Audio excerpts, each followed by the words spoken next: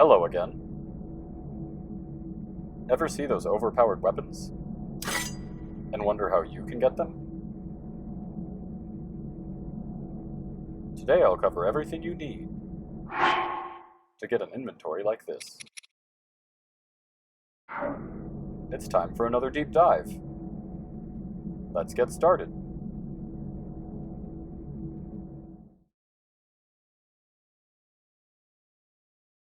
Before we discuss farming, we need to cover scaling mechanics.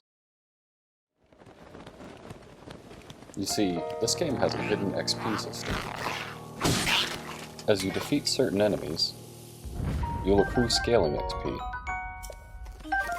As you accrue XP, enemies and weapons will level up. You'll have to mix it up though, since most enemies only grant XP 10 times.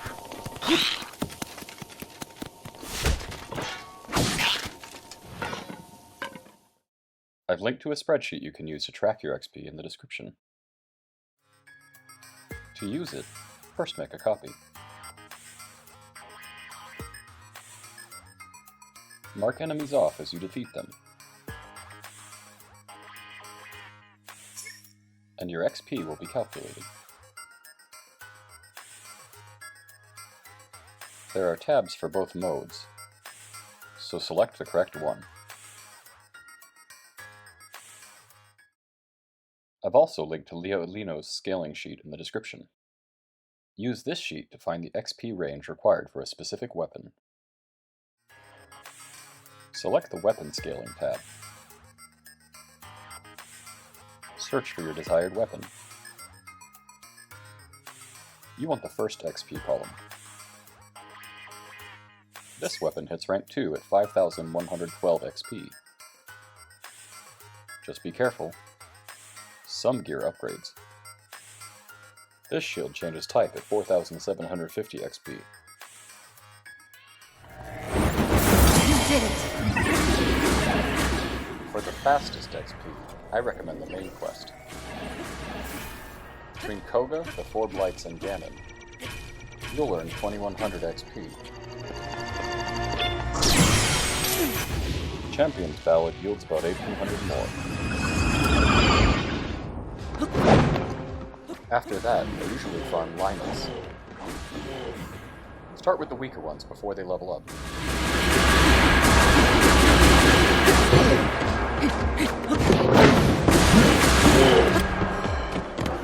If you clear all of them, they're worth 3,100 XP on normal, and 4,300 on master mode.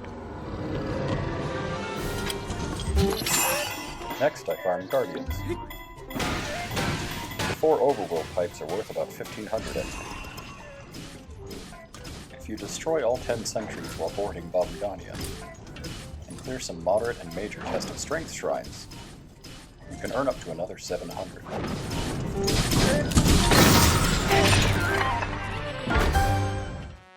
Clearing out the interior of Hyrule Castle should get you most of the remaining XP needed. This should even be enough XP for the ultimate upgrade, the yellow modifier Hylian Shield. Once you have enough, there are 3 main sources you can farm for equipment. These are the ground, treasure chests, and enemies. You'll start with equipment on the ground.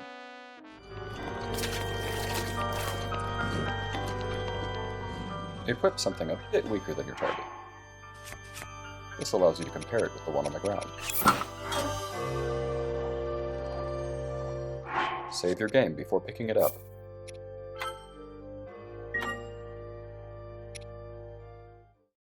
And reload until you get the modifier you want.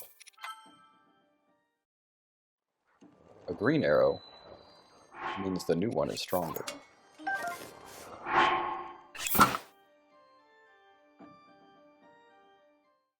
This also works for shields.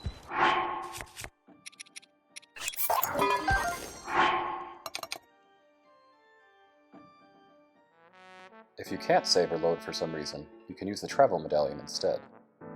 Just place it nearby and warp to it instead of reloading. This is helpful during memory storage.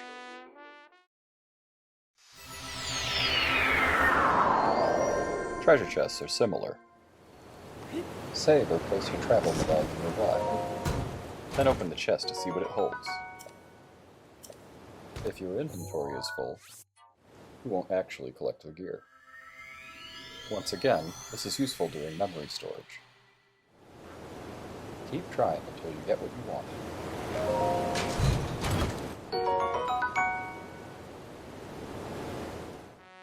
One additional tip. On Master Mode, all floating platform chests outside the Great Plateau start with yellow modifiers. No scaling XP needed. Next I'll cover farming enemy drops.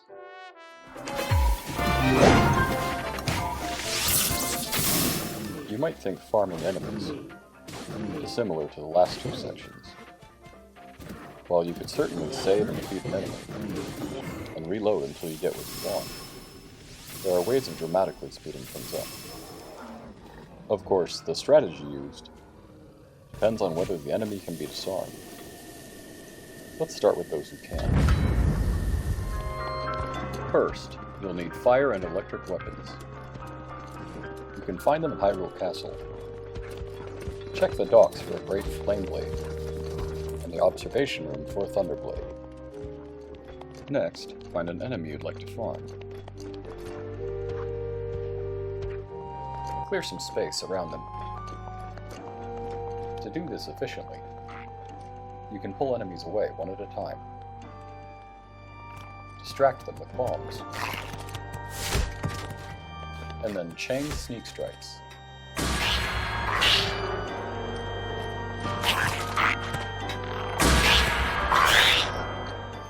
The trick is to walk between hits, and stand opposite where you last struck from. Repeat as needed.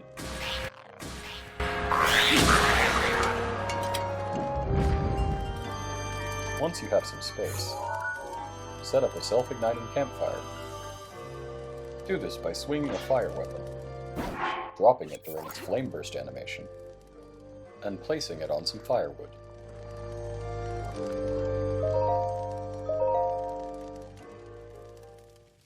If sitting at the campfire leaves it lit, your setup is good.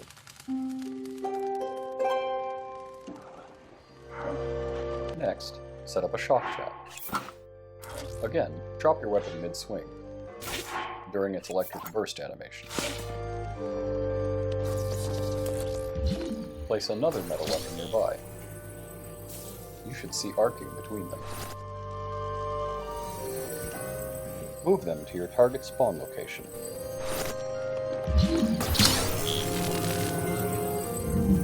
Make sure you can still see arcing.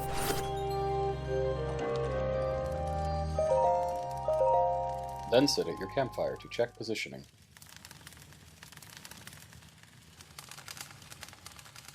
If your target gets zapped, everything is ready. Keep sitting at the campfire, and your target will keep dropping copies of their weapon. Occasionally, you may need to adjust the trap.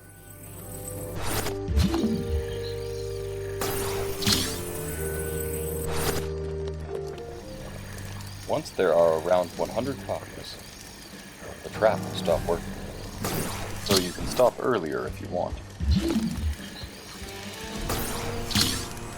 Before jumping down to check the results, I recommend retrieving your elemental weapons. Then you can start sifting through the pile to find the strongest drop. Out of curiosity, I organized the drops, and got the following results.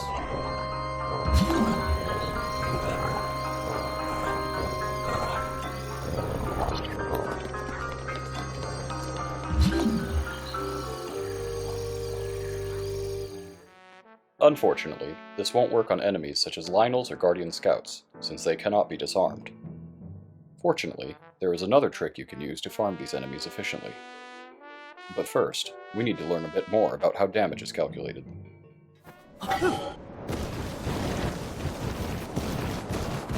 Let's conduct an experiment. First, we'll need a volunteer. Say hello to Troy. I've hidden his weapons, to see how much damage he deals with his fists. First, we'll prevent cold damage. And then we'll remove our armor.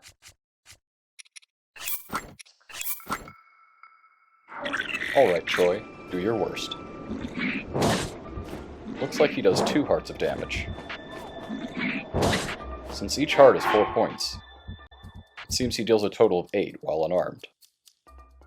So how does armor work? Let's try putting on some clothes. Seems that reduced damage by 2 points. Exactly our armor value. What if we increase our armor to 7? That reduces damage to 1 as expected. And what if we wear exactly 8?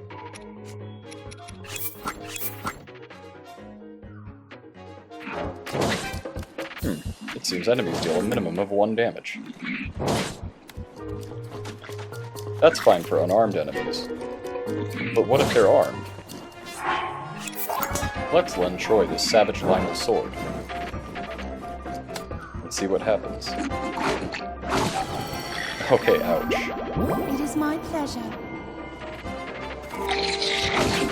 He just dealt 27 hearts worth of damage.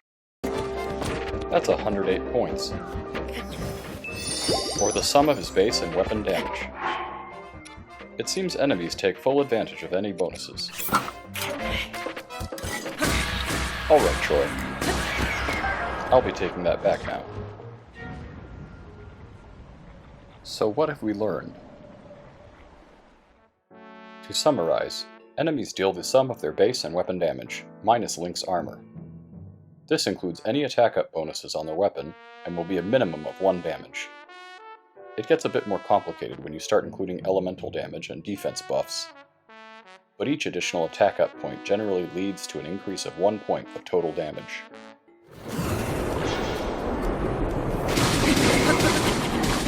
If we let an enemy hit us just once, we can now calculate their weapon's attack. This means instead of defeating the enemy each time, we can simply reload until they're worth fighting. This is especially useful for Lionels and Guardian Scouts. Let's see how it works. First, figure out the base attack value for the enemy you intend to farm. For Lionels, consult the following table. Red equals 15, blue equals 20, white equals 26, silver equals 30, and golden equals 60. Guardian Scouts all have a base attack of 0. Add to that the attack of your desired weapon to get the total damage that enemy will deal.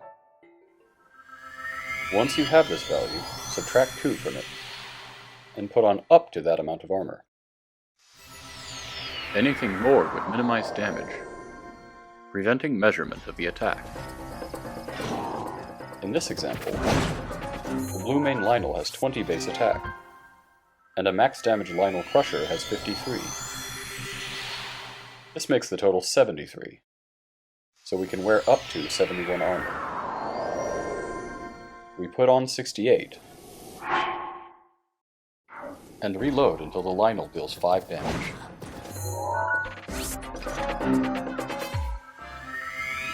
If the damage flashes by too quickly, and you're playing on the Switch, record a clip with the capture button, and you can pause it to review.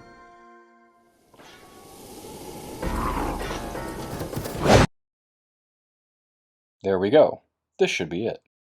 73 minus 5 equals 68.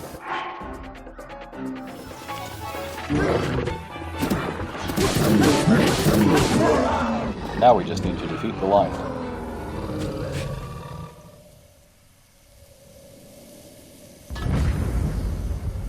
And claim our prize.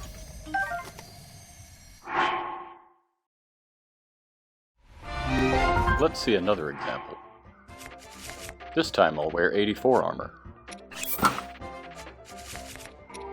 And eat a level 3 tough meal. This gives another 24 points, for a total of 108. We're going to need it too. This white maned Lionel, 26, with a max Savage Lionel Crusher, 108, will do a total of 134 damage. Even after subtracting armor, 26 damage remains, or 6.5 hearts. Again, we just have to defeat the Lionel to claim our prize.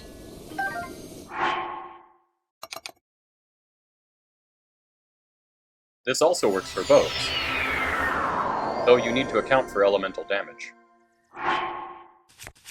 or preferably nullify it. The math works out here. 20 plus 10 minus 24 equals 6, only because we nullified shock damage. If you're aiming for a 5-shot bow, you can just test for that using bullet time. Sadly, you can't test Lionel or Guardian Scout shields, since Lionels don't use theirs to block, and Guardian Scouts seem to react the same to any weapon, so you'll have to farm these the old-fashioned way.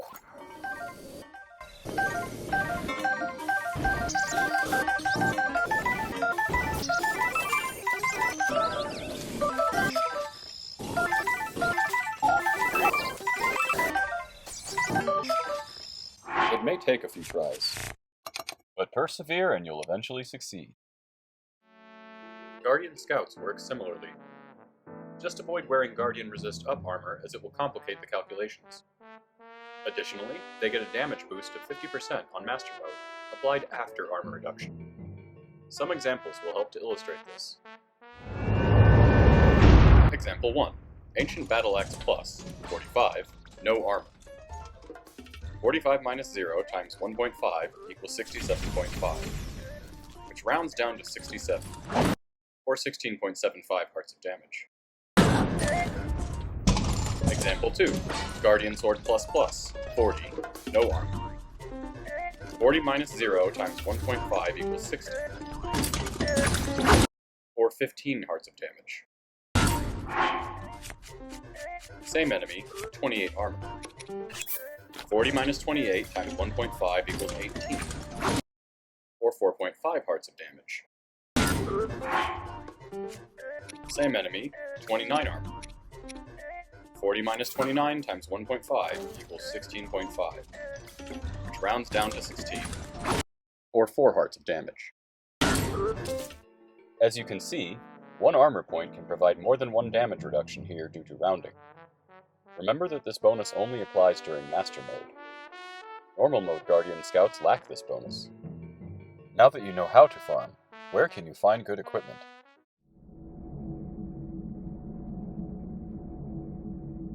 It is now time for me to show you Hyrule's most powerful weapon,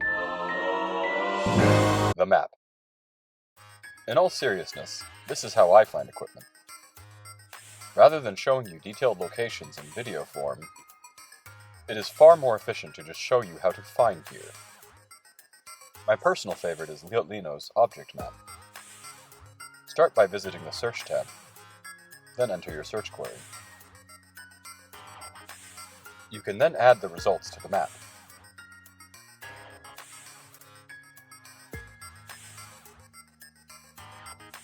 Hovering over a node will give basic details. You can also click a node for detailed information. You can add multiple queries as needed.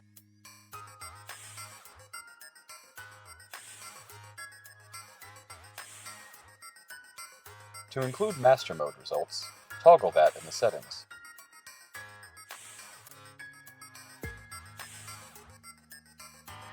To search for actors in shrines, such as Guardian Scouts, select that from the map drop-down, then enter your query.